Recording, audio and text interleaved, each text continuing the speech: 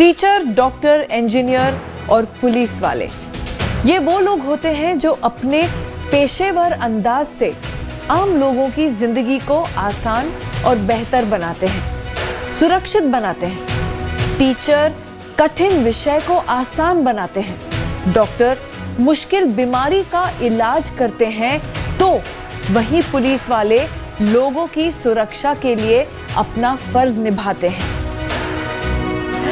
आज देश की बात में कुछ स्पेशल पुलिस वाले और टीचर्स की कहानियां लेकर आई हूं।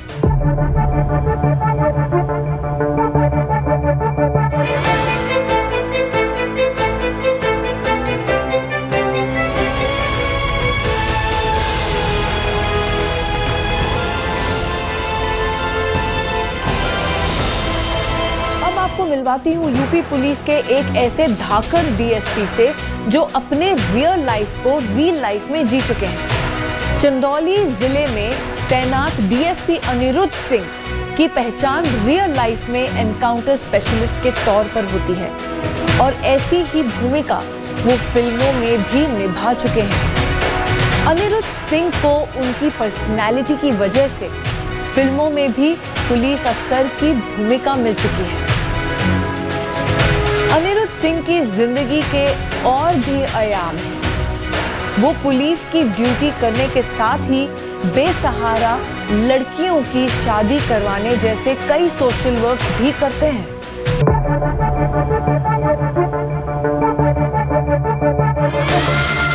तुम्हारी ये गंदी सोच बहुत जल्द खत्म होगी क्योंकि देश बदल रहा है। नौकरी में आने के बाद ये महसूस हुआ कि वास्तव में पुलिस चाहे तो बहुत कर सकती है लोगों के लिए। एक बनारस में हत्या का केस था, उसमें बहुत व्यापार मंडल धरना प्रदर्शन कर रहा था, मतलब हर तरीके का लॉ एंड ऑर्डर भी डिस्टर्ब था। उस घटनाक्रम को मैंने खोला तो पूरा परिवार पकड़ के लिपट के मेरे से रोने लगा और सुबह जब मैंने पेपर पढ़ा तो हेडलाइन निकली कि अनिरुद्ध सिंह ने रख ली खाकी वर्दी की लाज। तो वो एक मुझे अलग सी टैगलाइन लगी और मुझे उससे बड़ा प्राउड फील हुआ कि ये देखिए हमने किया तो ये बहुत ही अच्छा संदेश गया समाज में और उस केस के वर्कआउट होने से।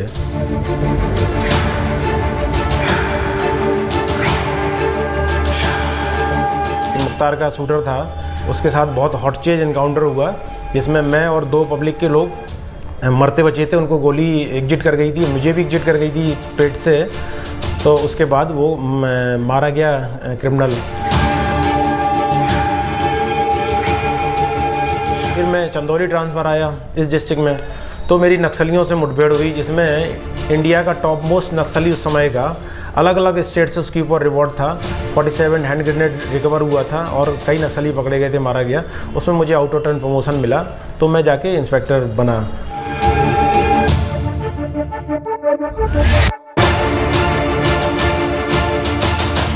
दो गांव की महिलाएं थी और पुरुष बावरिया प्रजाति के थे, वो अन्य स्टेट में डकैती डालते थे। तो हम जब वहाँ पहुँचे तो देखा मैंने कि महिला दारू बेच रही। तो हमारे यहाँ पूर्वांचल में ऐसा नहीं होता है। मैंने उसको स्टडी किया। तो मैंने जब भौगोलिक परिस्थिति उनकी और उनकी आर्थिक स्थिति और सामाजिक स्थिति तीनों को देखा तो हमें ये समझ आया कि कहीं ना कहीं व्यवस्था के शिकार हैं और हम इनको चाहते तो इस व्यवस्था से बाहर निकाल सकते हैं। हमने धीरे उनको सुविधाओं का लाभ देना शुरू किया। आप समझो उनके पास आधार कार्ड नहीं था। जब मैं आधार कार्ड बनवाने जाऊं तो सारे भाग जाते थे। हमने वहीं गांव में ही मशीन लगवा दी थी आधार कार्ड की। सारी योजनाओं का लाभ दिलाया, बच्चियों को मोटिवेट किया, उन्हें साइकिल दिलाया 60 बच्चियों को स्कूल के लिए। जो विधवाएँ जिनके हस्बैंड मारे गए या किसी दुर्घटना का शिकार हुई उनको हमने भदोही के कालीन व्यवसाय में जोड़ा, उनको समूह में जोड़ा, सिलाई मशीन दी, किसी को भैंस लोन कराया, किसी को बकरी, किसी को पशुपालन में लगाया, किसी को मछली पालन में, किसी को टेम्पू ई रिक्शा, आप समझ लीजिए सिक्योरिटी गार्ड तक में भर्ती कराया और उन दोनों गाँवों को हमने बदल दिया। ट्रस्ट हमारे पे बन गया। तो जब मैं पहुँचा सुबह तो यकीन नहीं मानोगे आप, कम से कम 2000 बर्तन जिसमें दारू बनाते थे वो लोग महिलाएं निकाल के बाहर रखी थी कि सर आप इसको ले जाओ, इसको बेच दो। अनिरुद्ध सिंह के फिल्मों में आने की कहानी भी कम फिल्मी नहीं है। वाराणसी में इंस्पेक्टर के तौर पर अनिरुद्ध सिंह तैनात थे और उन दिनों विनोद खन्ना की एक फिल्म की शूटिंग चल रही थी। क्राउड कंट्रोल करने के लिए अनिरुद्ध सिंह को बुलाया गया। जब अनिरुद्ध सिंह वहां पर क्राउड कंट्रोल करने के लिए पहुंचे तो उनकी एंट्री भी किसी फिल्मी स्टाइल से कम नहीं थी और उनकी यही स्टाइल फिल्म के निर्देशक को भा गई।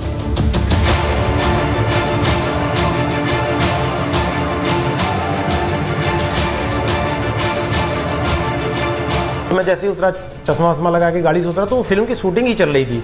जहाँ मेरी गाड़ी रुकी उतरा मैं, तो वो जैसे कहते हैं ना कि वो नेचुरल सी एंट्री हो गई डायरेक्टर के मॉनिटर में।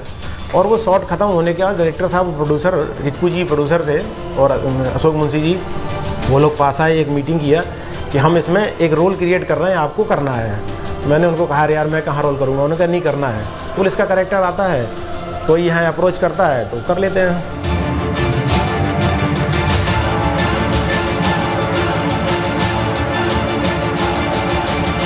मैंने गन्स ऑफ बनारस में किया, एक फिल्म तेलुगु की है डॉक्टर चक्रवर्ती, उसमें किया। भुज में था लेकिन वो एडिट हो गई फिल्म, उसमें सीन ही निकल गए हैं।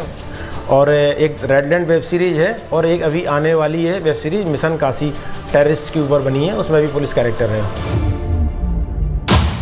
मेरी बिटिया की शादी की थी, उसका कितना बड़ा मैसेज था कि ऑल इंडिया से मेरे पास कम से कम 20 पुलिस वालों की शादी कराने की फ़ोटोज़ आए हमारे पास, कि ज़रूरतमंद को लोगों ने। तो एक मोटिवेट हुए वो लोग ना, कि इन्होंने एक एग्जांपल दिया कि ये ऐसा भी हो सकता है। और बहुत सारे लोग बगैर दहेज के शादी करने के लिए आगे आए।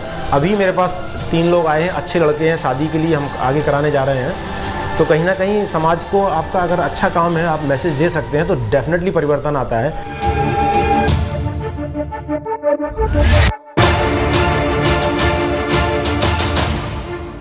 मेरे भी बेटी नहीं है और मैं किसी गरीब बच्ची की शादी करना चाहता हूँ कि ताकि मैं उसका भी कन्यादान कर सकूँ, एक पिता का फर्ज भी निभा सकूँ उनको करके।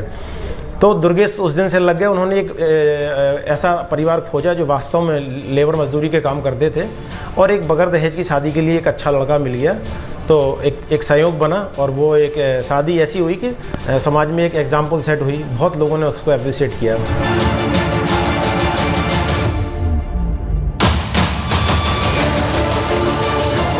आज की तारीख में अनिरुद्ध सिंह युवाओं के रोल मॉडल बने हुए हैं। युवा न सिर्फ इनके साथ सेल्फी लेते हैं बल्कि इनके बताए गए टिप्स को भी फॉलो करते हैं।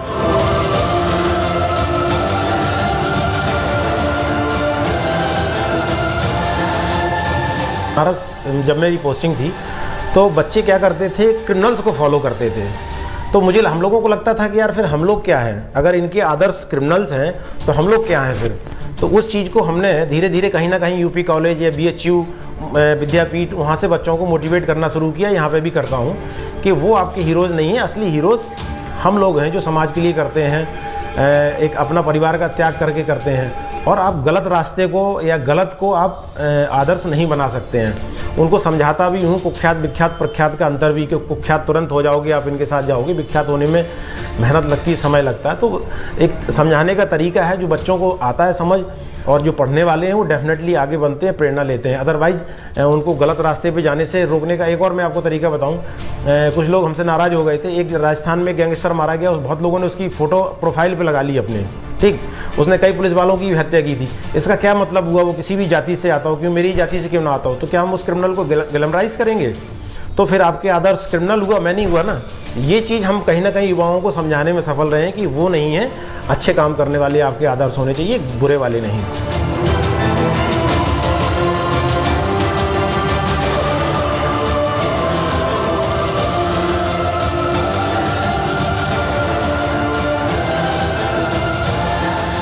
सर सीओ साहब तो यहाँ पे हमेशा आते रहते हैं और हमेशा नई नई टिप्स देते रहते हैं। वो बताते हैं कि कैसे रहना है, कैसे क्या करना है, कानून व्यवस्था कैसे चलाना है, क्योंकि वो एक बड़े अधिकारी के लेवल पर कार्य कर रहे हैं। तो यहाँ पे हमको उनसे बहुत अच्छी चीज़ें सीखने को मिलती है। वो अभी बता रहे थे हाल ही में कि अभी GST के बारे में बताया हम लोग को कि GST क्या है, कैसे कार्य चलता है, कैसे प्रशासन चलती है, देश कैसे चल रहा है। तो वो हमको हमेशा कुछ ना कुछ नई तरीके चीज़ें बताते हैं।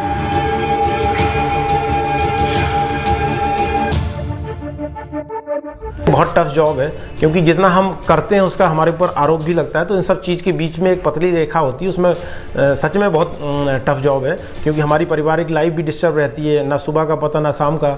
उसके पीछे हम किसी विभाग को दोष नहीं देंगे, क्योंकि कोई क्राइम बता के नहीं आता समय कि कब क्राइम होगा। जो क्राइम होगा तो मेरी ड्यूटी, हमारी जिम्मेदारी शुरू हो जाएगी। ऑफिस टाइम के अतिरिक्त भी ये काम है कि जब अपराध होगा तो हमारी ड्यूटी शुरू हो जाएगी। वो डेफिनेटली टफ जॉब है।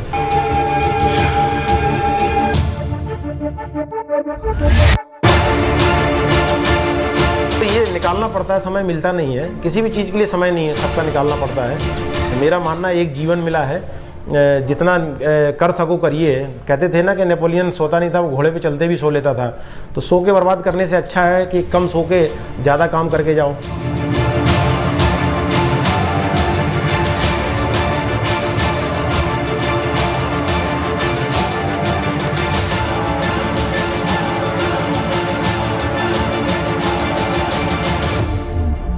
पुलिस वालों की छवि को आमतौर पर सख्त समझा जाता है। पब्लिक के बीच ये सोच होती है कि पुलिस वाले ज्यादा संवेदनशील नहीं होते।